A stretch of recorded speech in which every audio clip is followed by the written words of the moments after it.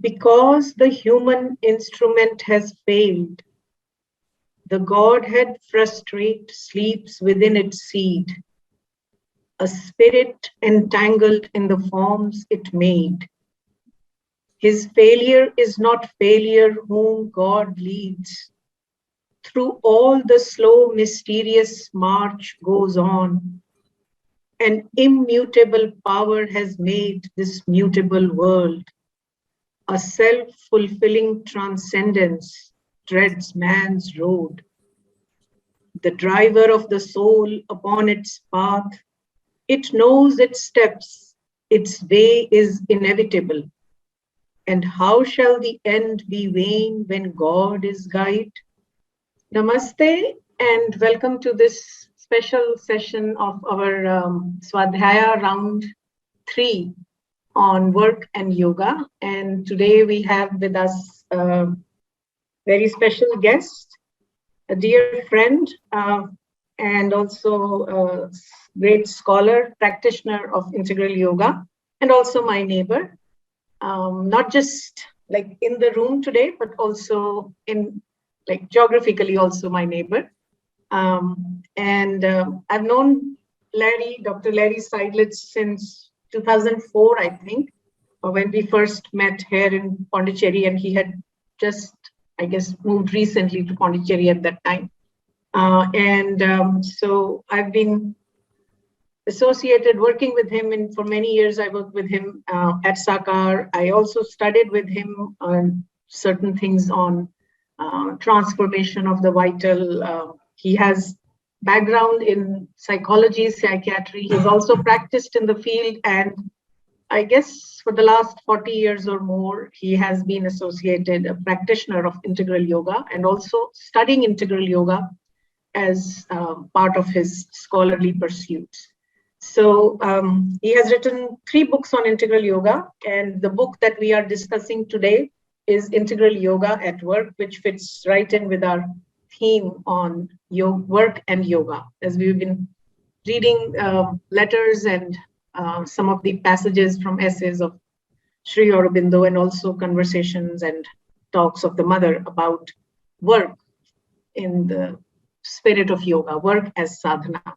So without taking any more time, let's hear from Larry, a brief summary of his book, and then we'll have an interactive session. So Larry, since Larry and I are working from the same, like right here in this room, so I may turn my video off for a little bit, just so that the network stays strong when Larry is speaking. So, yeah. So yes, so I think let me also make Shweta the co-host in case certain things happen. Okay, great. So we are set. Larry, I'm just going to mute myself, and it's all yours. Welcome, everyone. Maybe I just say a few words about how the study kind of came into being. I had kind of finished kind of one line of work that I was doing here and was looking for kind of another project. And I met with Matthias Cornelissen in the ashram, who is also a psychologist, just to kind of brainstorm about, kind of a possible project that I might do. And we sat down and discussed it. And within about an hour, we came up with this idea for this study. And Matthias really supported me over a period of a couple of years working on the study, interviewing the subjects and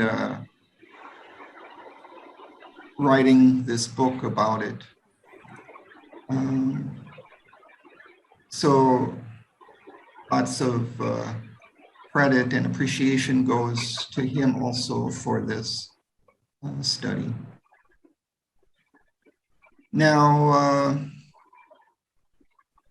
in general, the study was, I interviewed 16 people in the ashram and Auroville about how they were applying yoga in their work. And we had kind of decided to select a few different areas of work for the study that we would concentrate on. So those were management, education, healthcare, and the arts. And so there were some questions that we asked that were kind of more general about applying yoga in work in general. And then most of the questions were focused on how they applied it in their particular discipline. So the second chapter of the book, after the first chapter, is kind of about the methodologies.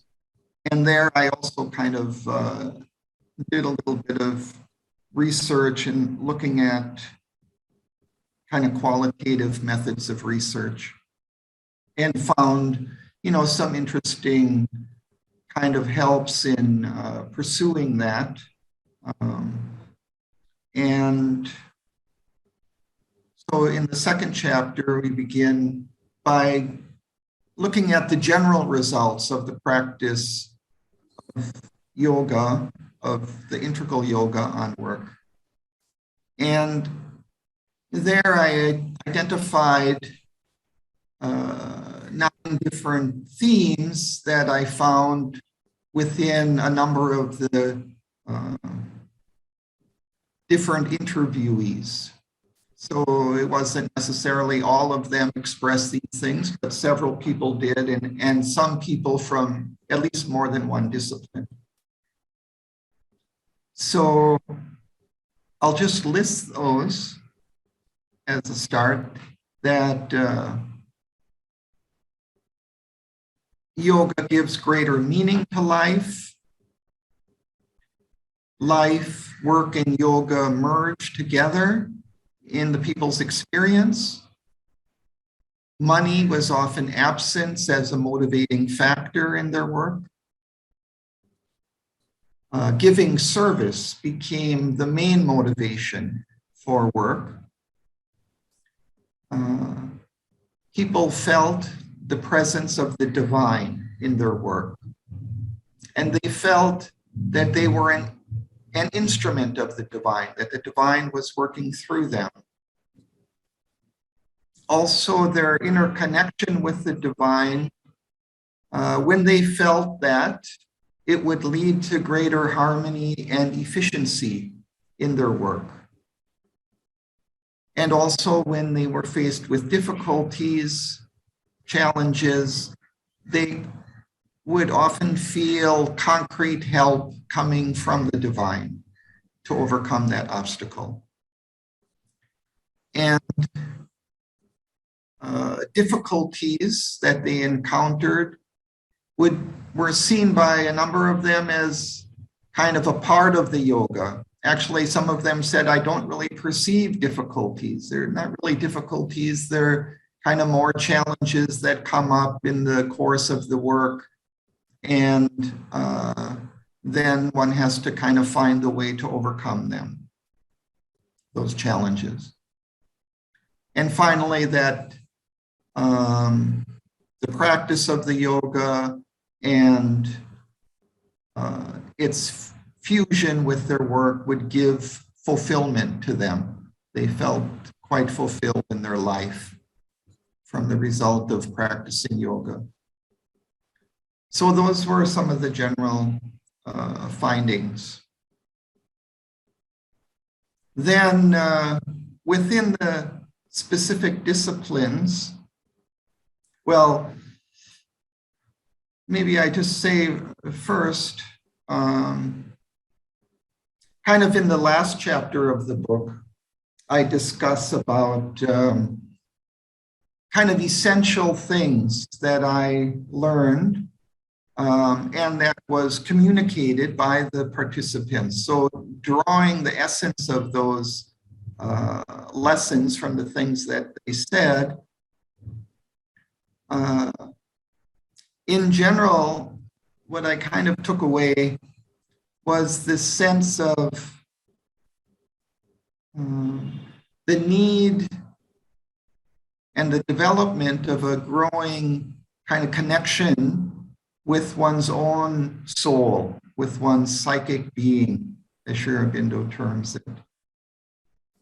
So that this was kind of the core thing that was important in the development and integration of yoga and work. That the more one was kind of concentrated within, identified with one's own psychic being, then there was kind of a natural outflow of energy, let's say, from the divine force, through the work, through their efforts, into their action and into the world. So one of the things I kind of mention about work is that it's our interface with the world outside. It's one of our main ways of connecting with other people and with the world outside. So whatever psychic qualities, soul qualities that we can bring forth in ourselves and in our work through sadhana, then these are kind of poured out into the world and have their influence there to awaken the soul in other people. And so one of the things about integral yoga is that it's not just a kind of a personal endeavor, that it's also a collective endeavor. So Sri Aurobindo aims not only at each of us achieving a kind of a spiritual realization or even a transformation of our life, but also to bring a kind of realization, spiritual realization and transformation of life in the world itself. And so work is one of the main methods of doing that. But in order to bring forth those divine qualities, that divine force into the world, we have to connect with our own psychic being. And from there, it kind of pours itself out, in a sense, into the world. And then uplifts the world in whatever sphere, limited as it might be, that we are operating in. But if there are many different individuals in different parts of the world, in different spheres of activity, in different fields of work, then there's a kind of a combined effort that works to uplift the world. Then I also saw within each of those 4 disciplines that connecting with the soul was also kind of key and prominent within those particular fields. So, for example, in the field of management, what I found was that there was kind of an effort to connect with the soul of the organization that the person was managing. So Sri Aurobindo talks about not only is there an individual soul, but there's kind of also a soul for each kind of collectivity. And often, just like within ourselves, the psychic being, the soul, is connected with our drive to find our unique role and place in life, in the world. So for an organization that as it connects, as the people of the organization connect with the soul of that organization, then they also kind of are connecting with the primary drive, individuality of that particular organization. So in a sense, that might be like its mission, but also its kind of particular personality and quality of that organization. And so the manager's job, an important part of it, is to facilitate his own connection with the soul of the organization, but then facilitate the connection of the individual members as well.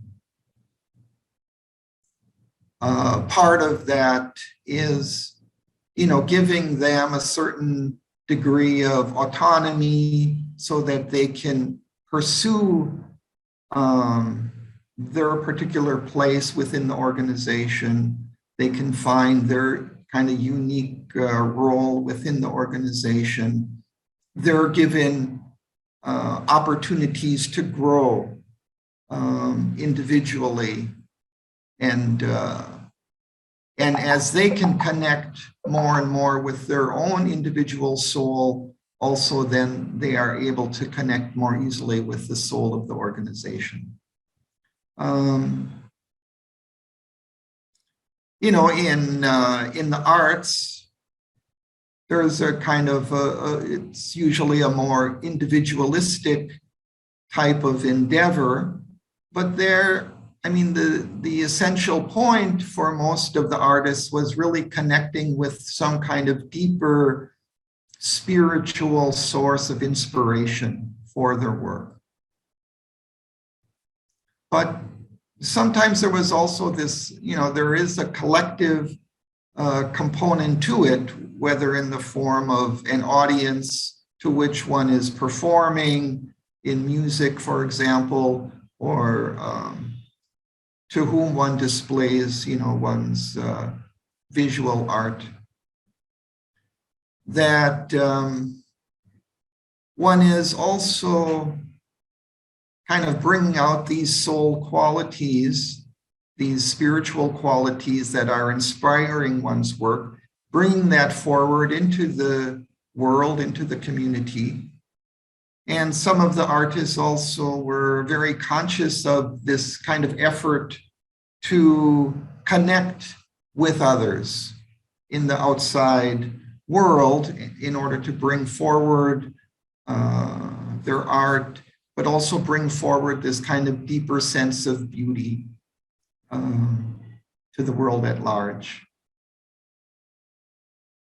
One of the key, qualities again was in the artists was this sense of beauty being kind of a divine quality, and to bringing forth this quality in their work, in their art, but also in other aspects of their life, in their personal appearance, in their personal interactions, in their way of interacting with the world. So bringing beauty and harmony, in a sense, into all aspects of life was important. And then bringing those kinds of qualities into the community as well, bringing greater awareness of these things and making it more prominent in people's consciousness. Again, in education,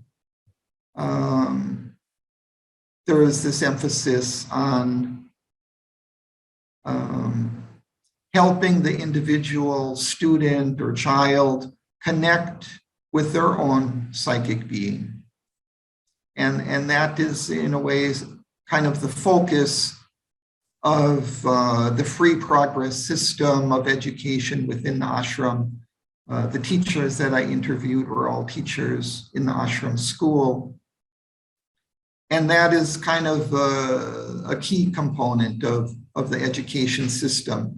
It's called free progress because as you give as much kind of freedom to the individual child or student as possible so that they can find their own inner direction from within. And in order to do that, then they can more and more are encouraged to find their own center within their psychic being, within their own soul. And this kind of imposition of knowledge and training and all that is a very secondary, a secondary matter. Often it was building, confidence within the individual children, creating a sense of respect for them, honoring them and their individual qualities. All of these things kind of facilitate the flowering of the soul within the individual child.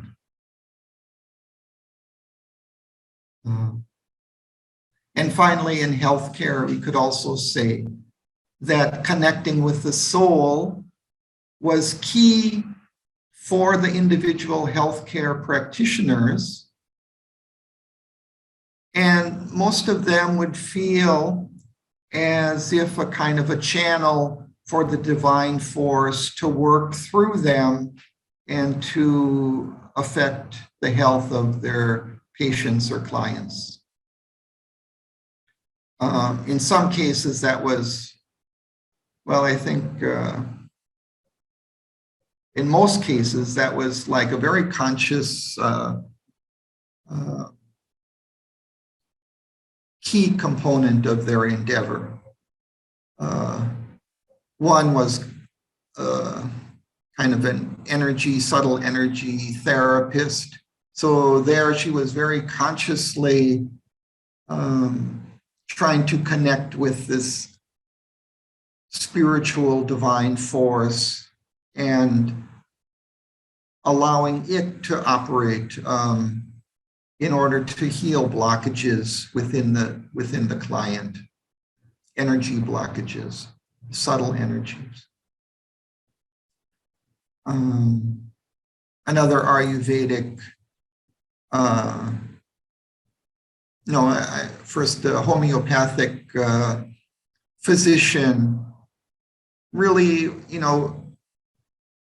all of the kinds of medicines provided were again a kind of a secondary matter, and it was more putting the patient's case before the Divine Mother and asking her to heal the patient and asking her to guide him in facilitating the patient's growth.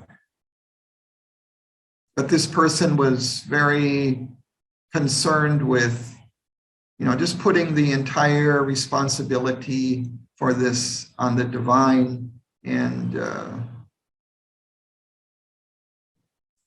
just nurturing the patient with, kind of goodwill, with encouragement, with kind of positive expectations about their ability to heal, these kinds of things, to provide a conducive environment, in a sense, for healing. But for the healing force, it was seen to be primarily coming from the divine. Another healthcare provider utilized various Ayurvedic kinds of techniques and processes. But again, it was largely facilitating a kind of a proper flow of energy within the person, but also establishing within them kind of a broader healthy lifestyle in consonance with kind of the divine. So these were kind of some of the, I would say the main kind of findings was this emphasis on the soul, both for each of the individuals in their work, allowing the divine force to work through them by being connected with that divine source within themselves, in their soul, but then also facilitating, in a sense, the connection of our outside people in there that they came into contact with through their work, facilitating the soul's emergence within those people as well. Okay, so I think that may serve as an introduction for a discussion. And so I would kind of, I think at this point, maybe invite questions or comments that you might have. I want to know from you, you have explored whatever is in the field of education in ashram schools and Auroville. If we want to implement it outside the purview of Auroville and the ashram jurisdiction, and we are working still with the kids in our places, what difficulty we find that to find the soul is a very, very difficult process to find. And by overcoming the vital, mental, and education, then only we can go for the psychic and spiritual education. But to work with others in the general public and the parents, those want their child to shine in this universe as a successful doctors, engineers, and others, we have to go to that area also. But free progress system, we are working under the guide, under the board exams and all that. How to reconcile this in the outside places where we are working directly under the guidance of a systematized education, practicing in this world for a long time. I would like your view of it. Okay, that is bringing up an important challenge in kind of a few different directions. Okay, obviously, it's difficult enough, I guess we could say, even for us individually, to connect with our soul. Actually, this is kind of a lifetime endeavor. At the same time, I don't see it as kind of an all or nothing, either or kind of situation.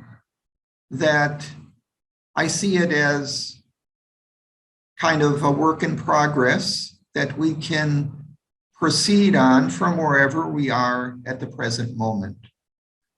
So we can move in the direction of our soul, or we can move in other directions. And so we don't have to, be absolutely centered within our soul from the beginning, and that's not possible. But we can move in that direction. So that I would say, first of all. Another challenge that you're referring to is the difference, between education in the ashram school and education in schools outside, which may follow a very, kind of standardized kind of approach. And in fact, I think, in many schools, and even particularly in India, that the approaches taken can be kind of antagonistic in a sense towards this development of a connection with one's soul, both for the teacher and for the student. You know, that the methods which are very kind of cut out and standardized across schools, across teachers, across individual students, you know, just kind of a one size fits all kind of approach. And this is almost the opposite of the free progress system. One of the things that was brought out by one of the participants in the study, you know, quite clearly was some of the negative kind of implications of these approaches in the traditional schools for the child's development, that it could actually be destructive in some ways for the emergence of their soul. But also a kind of a hopeful suggestion that was there is that the individual teacher can have a remarkable effect regardless of what system is used for teaching.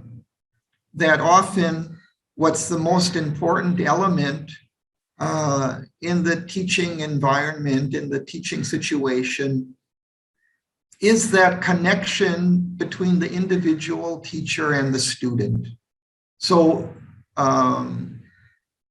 so in whatever system that one may be working in, if one is, you know, kind of giving encouragement, fostering the individual growth of the student, paying particular attention to each individual student and their particular situation in which they find themselves, their particular level of development, their particular challenges that they might be facing at home or in their environment.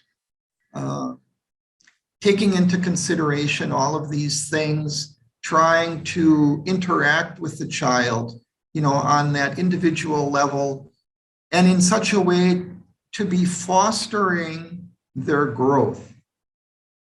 That these kinds of things can outweigh all the kind of negative aspects that there might be within that individual educational setting. Again, to the degree that the teacher is centered within, is comfortable, you know, with themselves, is connected inwardly with the divine or in whatever way, all of these things can be, you know, very useful, helpful in connecting with that child.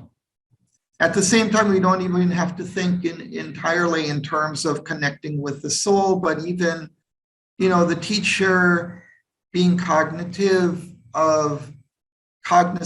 let's say, of their own development,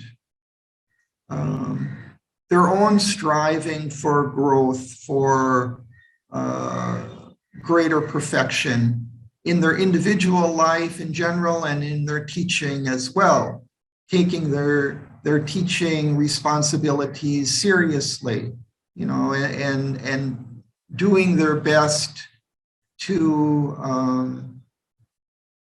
prepare for their classes, to you know, become more and more aware and conscious of the ways that they are influencing the students. All of these things can be helpful and mitigate some of the negative characteristics. I'll leave it at that. Any other comments, questions? See, in the last chapter, essence of applying integral yoga to work, you have suggested several points.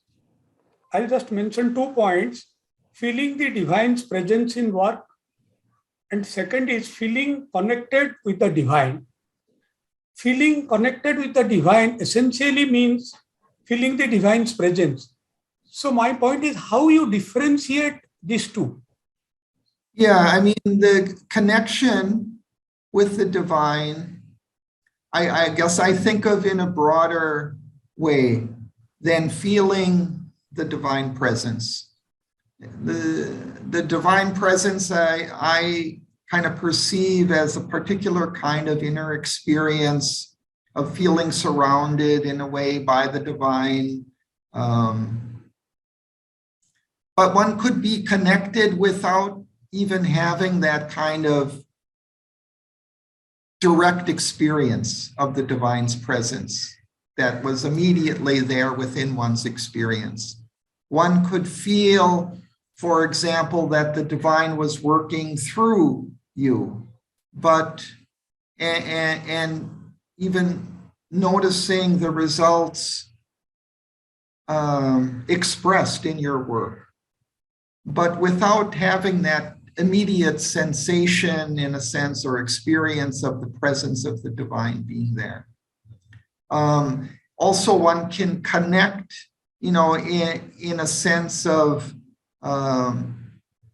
turning towards the divine, looking for divine inspiration in, let's say, one's artistic work, or putting a question to the divine when one has some decision to make about something in one's work. One can turn to the divine and request this kind of help without, again, feeling necessarily in one's experience that direct experience presence of the divine. So I kind of look at it as in a kind of a broader way. So that's how I was distinguishing. Thank you. Thank you very much. So I am an agriculture professional, and I am working with the farming communities. So the farmers generally, maybe they illiterate, maybe generation after generation, they feel the presence of divine and the connection with the divine more when they take up the agriculture operation. In sowing the seed, they pray the God, and then they sow and they raise the plants, and then still till the harvest it goes on. After the harvest also, the farmers pray to the God, yes, we are given this much yield, thank you very much. Like that, it continues. The connection is like that. So here in this book, I found one thing: focus on doing the best at the present moment, leaving the future. This is one thing. It's interesting thing. They focus on their work daily, morning to evening. They are in the agriculture land. They focus more on that thing. So they are involved with the natural environment, the sun, God, and then rain, water, and all these things. Suddenly something happens like flood and all these things happens. They lose everything. At that time also, they lose the faith with the divine and the connection also. But later on, it takes a lot of time to strengthen their connection with the divine. Again, they start, they pray the God, and then they sow the seed and they cultivate. And when working with the farmers, I want to what is called guide them. They should not lose the faith, and also the strengthen the connection with the divine. It should not take much time. Please, could you able to guide me, Dr. Lai? Yeah, it's a difficult thing when we're faced with difficulties like that, and for a farmer whose crop is wiped out or something, and it has such devastating effects on their livelihood for, an extended period of time and so forth, that to see, a situation like that as part of a process, that's unfolding, and that it's not just the end, but that maybe it's just a certain stage, let's say, in a cycle of growth or development. We can see that more easily when we're faced with a kind of a small challenge in life or in our work, that, kind of a minor thing. But when it's a bigger issue like that has, greater ramifications for us, it's more difficult. And, but yet, I guess, I don't know that a farmer can see in a bigger picture that, that we're all part of an unfolding process of evolution here in the world, and that there are these kinds of untoward, circumstances that come, very difficult circumstances, because we're evolving, out of, the inconscient matter, and we're growing towards the divine. And so there's still all of this inconscient forces that are operating here along with the divine forces. And so I don't know that we can kind of bring that kind of perspective, but if we can kind of widen their horizon to see that perhaps that this is only a kind of a temporary situation, and that eventually that it will pass, and that the light again, will return, or positive things again will come into their life. So if we can maybe just give them that kind of hope in terms of connecting inwardly with the divine. I mean, I don't know how much you or I could help them. I mean, in some ways, maybe they have that interconnection even better than we do, in a sense, because they're in such close connection with nature and with the divine within nature. But and each has to kind of connect in their own way according to their particular level. But I think, just through, prayer, through quiet contemplation of the divine, that may help. And I suppose even in facing their difficulties, there is something within us, within each of us, kind of a place in which we can kind of draw back, a place of kind of peace and quietude, and a feeling of that divine presence. So when they are faced with these, devastating circumstances, also maybe if they can be helped to remember that there is a place within themselves in which they can find peace, even in those difficult circumstances. I often think of Sri Aurobindo when he was in prison, and the place was dirty and not given enough food or healthy food, and yet he could, realize, the presence of Krishna within those difficult circumstances. So in some ways, however dire the outer circumstances of life may be, there is also always within us, a kind of a place that we can go that is free and independent of those difficulties. we can find a kind of a peace and solace and even a happiness and joy, whatever outward circumstances there may be. And that is the key for all of us to find that place. Sometimes it is difficulties themselves that push us to find that inner place within ourselves.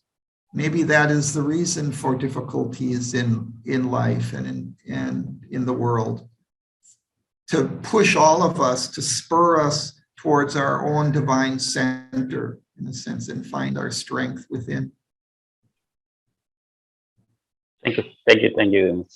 Yeah. See, it is basically related to the research methodology, what you have adopted. See, basically, according to Sri Aurobindo's yoga, wherever the sadhak lives, that becomes an ashram. But in your research, you confine to the geographical boundaries of Pondicherry, right? And what I have seen in the Aurobindo's yoga, most of the sadhakas, they are not vocal about their experiences, right? So to what extent you feel they have truly revealed the true experiences to you? That is one. Number two is, see, in Pondicherry also, I have seen the ashramites, they are more inward, you have written, and the Aurovillians, they are more outward and, believes in perfection in the work. So your research, when it comes to the outside world, to what extent, it will be, you can say, yeah, to this extent, it will be relevant as on date. So if you can explain and guide, that will be helpful. Yeah, I conducted the research with ashramites and Aurovillians, for the most part, either members or, long-term kind of visitors that, or frequent visitors that would come, that were closely connected with these two institutions. I mean, in one sense, that was a matter of practicality, because that's the situation in which I live. But at the same time, I wanted to get people who were deeply connected with the yoga, that, so most of these people had been involved with the yoga for like 30 years or more. So I wanted to really, look at not just how it might be for any, beginner or, somebody who has a passing familiarity with yoga or with Sri Aurobindo and Mother, but people who have really tried to put this into practice in their life. So, this points to kind of the higher possibilities, I would say, of putting this integral yoga into outer action in the world, in work. And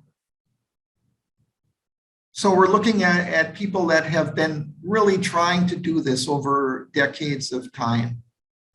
And so we can kind of, it points to kind of an ideal, I guess, in which we can all strive towards. So in that sense, it's more of a, kind of a guiding light for those people that may just be entering onto the path of yoga, or just may be looking at this, from an outside perspective, that these are the possibilities that are there. And not only then theoretical kind of possibilities, put forward by Sri Aurobindo and the Mother, great avatars, or, but for people who sincerely put this into practice, that these things are realizable. Thank you very much. And again, all of these things, I would say, are on a continuum. that,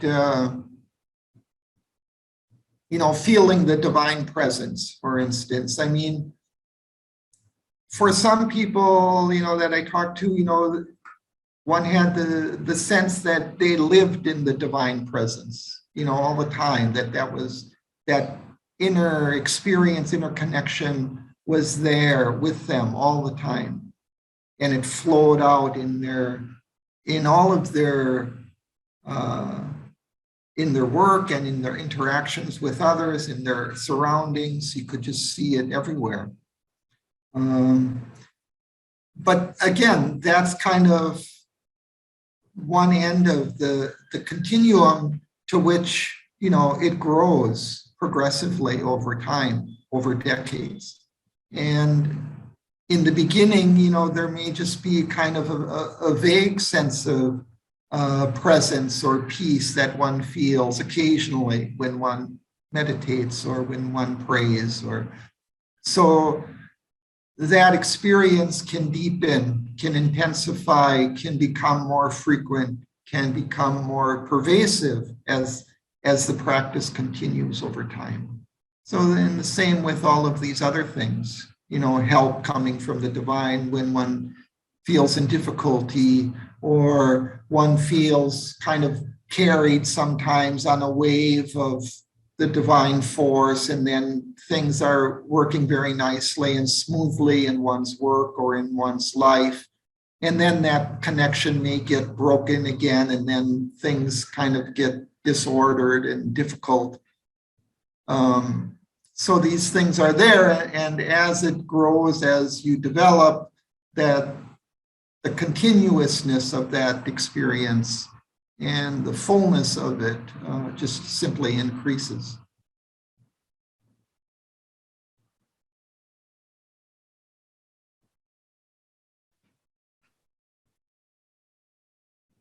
Thank you very much. The working environment where diverse characters are working, diverse people are working. And somebody can gain by doing yoga, he can be master of himself. And then how to, there are 2, 3 C's: connect, cooperate, and coordinate. It makes a good teamwork.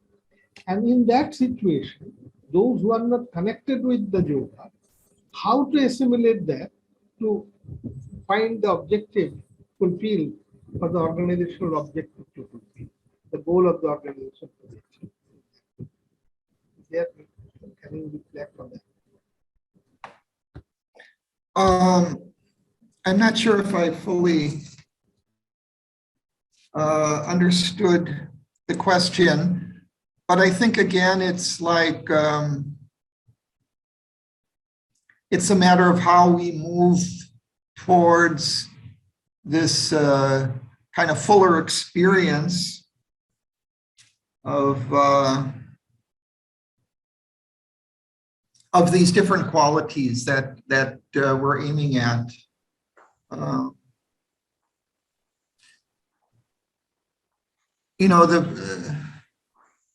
There's this whole other element of practicing the yoga that is only kind of generally hinted at in this book. Although in the early part of the book, in the introduction, I guess, I talk about the practice, the karma yoga aspect of the yoga. So, that would be fairly simple in terms of, just making an offering of one's work before one starts, giving thanks to the divine afterwards, having a kind of a sense of when one is working, that those energies, that strength that one has, one's abilities, that all of these things are not really one's own possession, but are energies that are coming from the divine. We don't have a personal, ownership of intelligence or,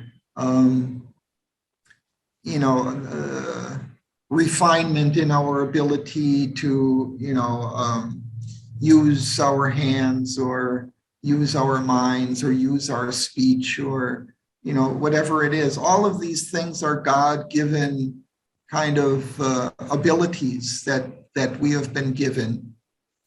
And so it's a matter of bringing a sense of remembrance of that and gradually diminishing that sense of ego, that sense of this is mine, this is what I can do, and the sense of getting reward for the expenditure of one's abilities. It's not just that we do things in order to get something in return. It's just an outflow of the divine, of these divine energies in the world. It's just like, a flower blossoming or, a tree growing. These things are just a natural kind of expression. We don't have to necessarily always be thinking about what do I get in return. All of those things kind of diminish, in a sense, the free outflow of these divine energies within us. But, there's also the practice of concentration, meditation, the practice of bhakti, of devotion to the divine, that these are also key. And then also just, this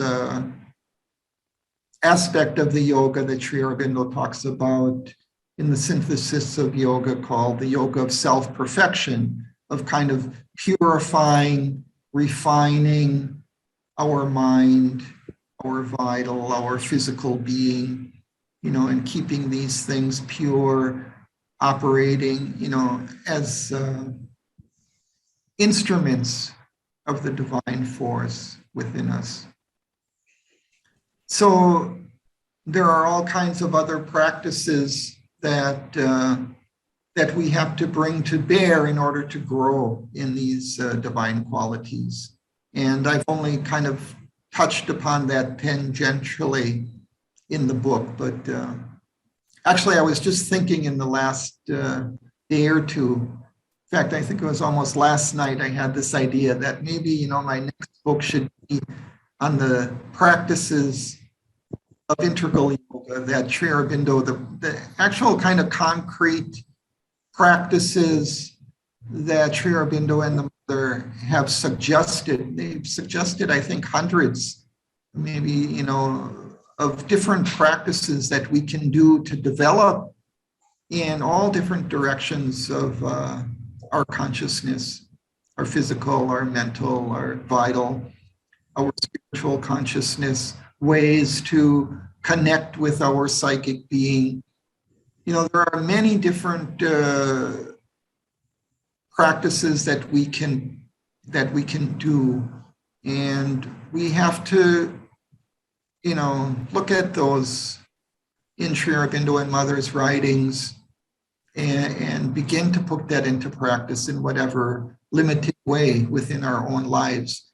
And, that's another thing. It's one thing also just to, to read about these things or to write about these things. And it's another thing to just really put it into practice in one's daily life.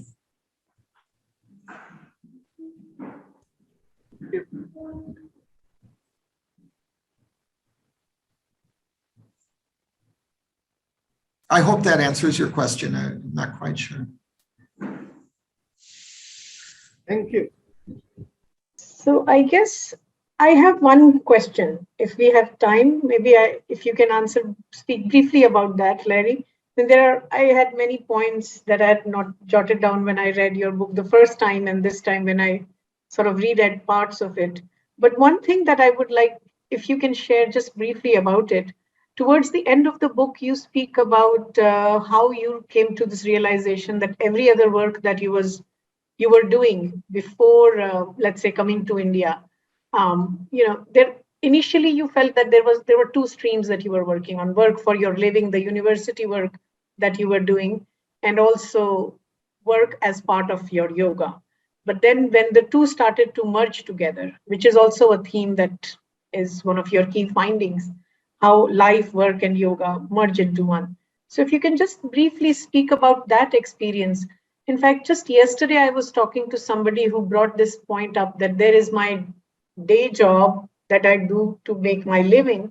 And then there is work that I feel that I do as part of my yoga. So people who are struggling with that, based on your experience, if you can just throw some light on that, how to work around that feeling of walking the two paths, or kind of like that. That division is there in the beginning. I think it's natural, but actually it's kind of a perceived division.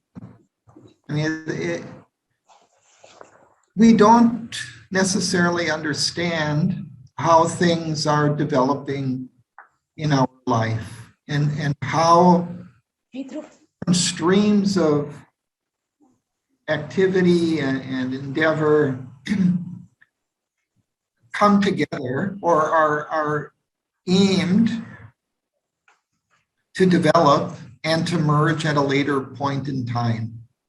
So when I think back, of my development, of my trajectory in life,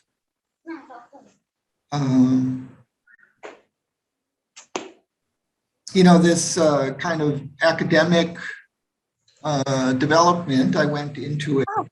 Although I did go into that after I had already begun yoga. But I just, I did it more in the sense of, a sense of needing a career or wanting a particular sphere of work in which I could kind of grow and find greater satisfaction. So it was, very much a kind of traditional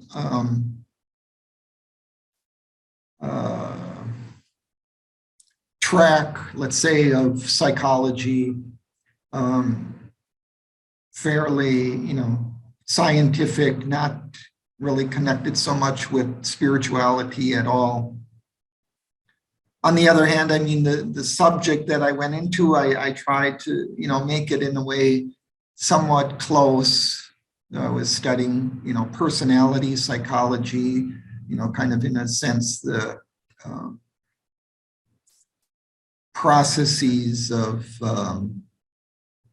personality development, these kind of things.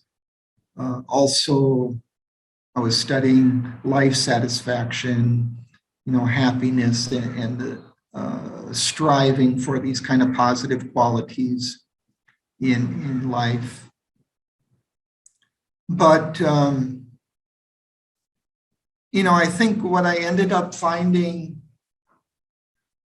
after that whole period was over and I kind of decided to step away from this academic university life to go into ashram.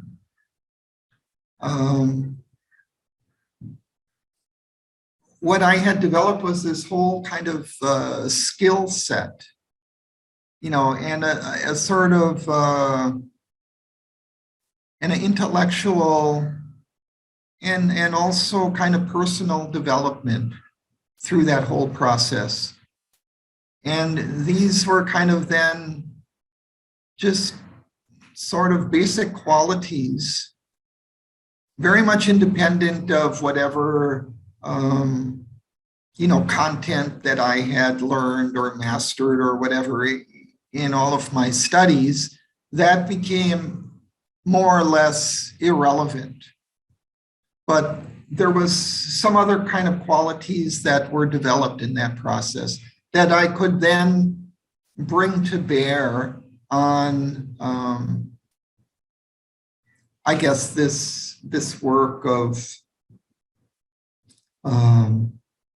bringing out, I guess, the possibilities of yoga in Sri Aurobindo and Mother's teachings to other people.